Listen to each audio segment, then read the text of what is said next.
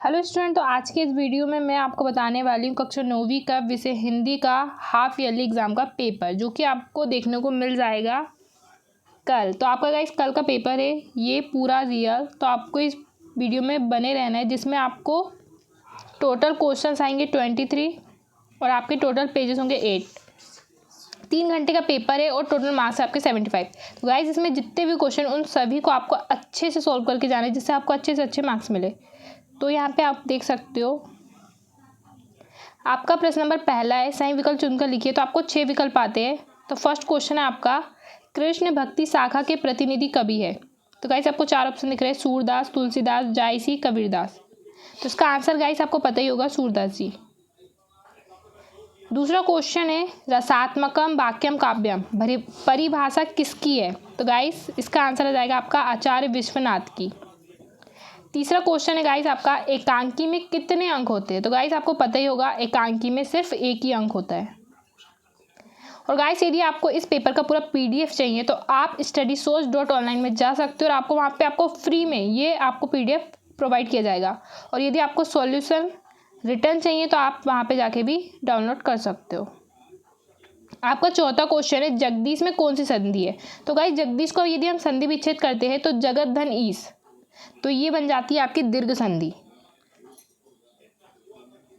पांचवा क्वेश्चन है आपका, काव्य की शोभा बढ़ाने वाले तत्व क्या कहलाते हैं। तो काव्य की शोभा बढ़ाने वाले तत्व क्या कहलाते हैं। तो अलंकार कहलाते हैं गाइस। पांचवा क्वेश्चन है आपका, मृत्यु का तरल दूत कौन था। तो गाइस इसका आंसर आपको मुझे कमेंट करना है। क्वेश्चन नंबर 2 है, रिक्त स्थानों की पूर्ति उचित शब्द चुनकर कीजिए। तो आपको 6 नंबर के फिल इन द ब्लैंक्स आएंगे गाइस। फर्स्ट क्वेश्चन है आपका, छायावाद के जनक खालिस्तान माने जाते हैं। सेकंड है, जिसके कारण स्थायी भाव जागृत हो वह खालिस्तान कहलाता है। तीसरा है, 2 बेलों की कथा गद्य की खालिस्तान विधा की रचना है। तो इसकी विधा बताना है आपको। चौथा है आपका, शब्द की पहले जुड़ने वाले शब्द खालिस्तान कहलाते हैं। जो शब्द के पहले जुड़ते शायद गाइस तो उसे बोलते हैं उपसर्ग। वीर रस का स्थायी भाव क्या होता है, उत्साह होता है। पीपर पात सरिस मन डोला में खालिस्तान अलंकार है। तो गाइस मुझे इतना पता है, इसमें रूपक अलंकार आएगा। क्वेश्चन नंबर 3 आपका, सही जोड़ी बनाइए। तो आपको 6 नंबर की सही जोड़ी देखने को मिलेगी आपके पेपर में। आपका स्तंभ ए आएगा, स्तंभ बा आएगा। तो आप देख सकते हो, श्रृंगार रस, रीढ़ की हड्डी, 24 मात्राओं का छंद, विद्यालय, सालिम अली, चारूचंद की चंचल किरणें। तो इसमें गाइस आप देख सकते हो, इसका आंसर भी आपको दिख रहा है। श्रृंगार रस का जाएगा रति, रीढ़ की हड्डी का जगदीश चंद्र माथुर, 24 मात्रा का छंद दोहा, विद्यालय दीर्घ संधि, सालिम अली वर्ड वाचार, चारूचंद की चंचल किरणें। तो ये है अनुप्रास अलंकार। तो गाइस जो आपका पेपर था उसमें जो क्वेश्चन था हमने उसका आंसर आपको प्रोवाइड करा दिया है। क्वेश्चन नंबर 4 है आपका, एक शब्दीय वाक्य में उत्तर लिखिए। तो आपको 6 नंबर के एक शब्दीय वाक्य देखने को मिलेंगे आपको पेपर में। तो यहाँ पे काव्य की शोभा बढ़ाने वाले तत्व क्या कहलाते हैं। तो आपको यहाँ ऑप्शन में भी देखने को मिला है ये क्वेश्चन और आपको यहाँ पे भी मिला है। तो काव्य की शोभा बढ़ाने वाले तत्व क्या कहलाते हैं गाइस, अलंकार। कहानी के कितने तत्व माने गए हैं। तीसरा है, रसखान किसके भक्त थे। चौथा है, रचना के आधार पर वाक्य कितने प्रकार के होते हैं। तो गाइस इसकी एक ट्रिक होती है, रचना के आधार पर वाक्य कितने प्रकार के होते हैं, 3, क्योंकि रचना में 3 वर्ड है। ये ट्रिक से हमें याद करना है, रचना। तो रचना के आधार पर 3 प्रकार के वाक्य होते हैं। पांचवा, ऊंची दुकान फीफा पकवान का अर्थ क्या है। तो गाइस इसका आपको अर्थ मिल जाएगा आपकी कॉपी में। छठवां क्वेश्चन है, रसखानन का वास्तविक नाम क्या था। तो गाइस यदि आपको इसका आंसर का पीडीएफ चाहिए तो आप studysource.online में जा सकते हो गाइस। इसमें आपको फ्री इसका सॉल्यूशन पीडीएफ मिल जाएगा। प्रश्न नंबर 5, सत्य असत्य छाट कर लिखिए। तो आपको यहाँ पे 6 नंबर के ट्रू और फॉल्स देखने को मिलेंगे। पहला क्वेश्चन आपका, रात दिन में तत्पुरुष समास है। रात और दिन, तो ये तत्पुरुष समास है गाइस, नहीं, तो ये असत्य हो जाएगा। दूसरा क्वेश्चन है, जहाँ नायक नायिका के विरह का वर्णन हो वहाँ संयोग श्रृंगार होता है। तो नहीं, जहाँ पे नायक और नायिका बिछड़ते तो वहाँ वियोग श्रृंगार होता है। थर्ड है, दोहा मात्रिक छंद है। चौथा है, सूर्य का तत्सम चंद्रमा है। तो ये गलत हो जाएगा। पांचवा, अस्थिर मनोविकार स्थायी भाव कहलाते हैं। तो ये भी गलत हो जाएगा। छठवा, नाटक में कई अंक होते हैं। तो ये सही हो जाएगा आंसर।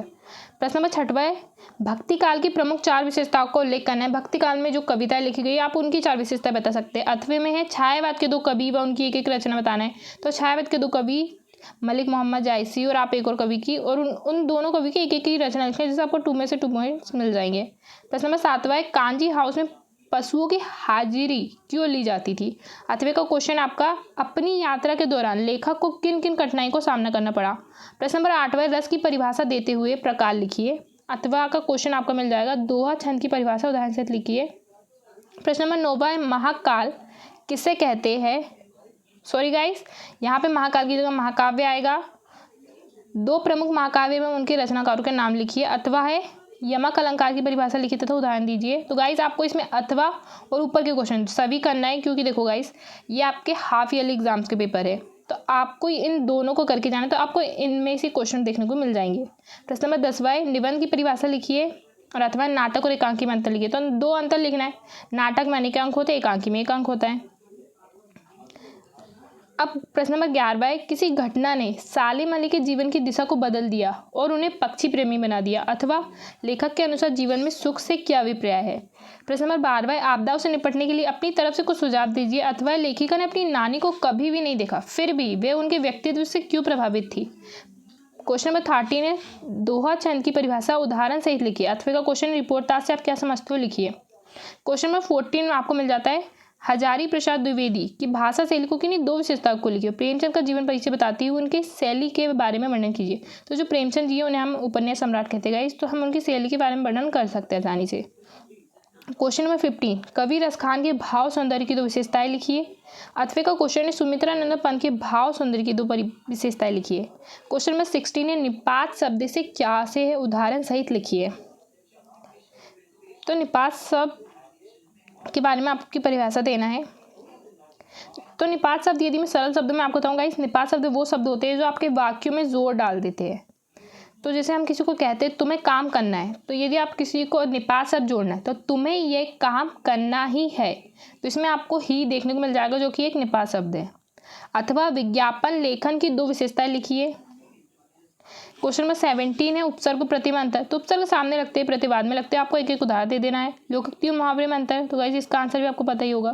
क्वेश्चन नंबर 18, निम्नलिखित मुहावरों के अर्थ बताते हुए वाक्य में प्रयोग कीजिए। अपना उल्लू सीधा करना, ऊँट के मुंह में जीरा। तो गाइस ऊँट के मुंह में जीरा यानी बहुत ज़्यादा चाहिए बट बहुत कम मिला हुआ है। ईंट से ईंट बजाना, तो हमें जो सामने वाले ने हमारे साथ वो किया था, हमने फिर से वही कर दी, ईंट से ईंट बजा दिए। अथवा निम्नलिखित शब्दों के पर्यायवाची शब्द लिखिए। आकाश, गणेश, पृथ्वी। तो गाइस आपका यहाँ पे आपको हमने पूरे के पूरे क्वेश्चन दिखा दिए। यदि आप इसका सॉल्यूशन चाहते हो तो आप studysource.online में ज़रूर जाइएगा, वहाँ पे आपको पेपर का PDF भी मिल जाएगा और आपको आंसर का PDF भी मिल जाएगा। Thank you for watching guys.